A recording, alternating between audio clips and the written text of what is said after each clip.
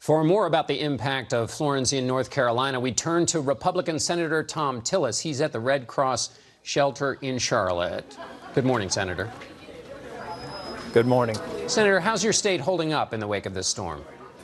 Well, we're doing as well as we can. This is a weather event that I believe will exceed the damage that Matthew did just 2 years ago. So while we were still recovering from that event, we've got the same areas engulfed and rivers that are going to overflow their banks over the next few days. And I think some of the worst part of the storm hasn't even occurred yet. It will as we see the rivers flow back to the coast.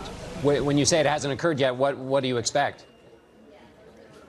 Well, with the rain levels and some of the cresting estimates for the Cape Fear River, a number of the other rivers and tributaries that head ultimately to our sounds or out to the ocean, we're talking about crest amounts that exceed what we saw with Hurricane Matthew. And I'm in Charlotte, we're just now beginning to see the rain bands more consistently dump water in this region and supposed to move up through the mountains. So the river basins are going to take a matter of days before we'll see the full effects of the storm.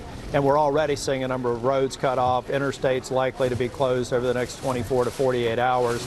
That creates a number of challenges for the local communities and for disaster relief. Are you getting the federal help you need? We are. I think that the FEMA assets were positioned as well as they could be before we knew where the storm was going to make landfall. The Red Cross is doing an extraordinary job. We have 4 evacuation centers here in the Charlotte area that have people from as far as Wilmington, Jacksonville, and Columbia, South Carolina here. It's at capacity. We have 3 others that continue to have capacity. We'd expect to see some of those fill up as the storm progresses through this part of the region. During Hurricane Harvey, there were troubles with emergency services, people having difficulty getting through. Is that okay in this case? At this point, in our section of the state, yes. There are certainly areas in the eastern part of the state where Florence made landfall, where flooding, down power lines, down trees are creating challenges. But the reports that we're getting is we're working through them.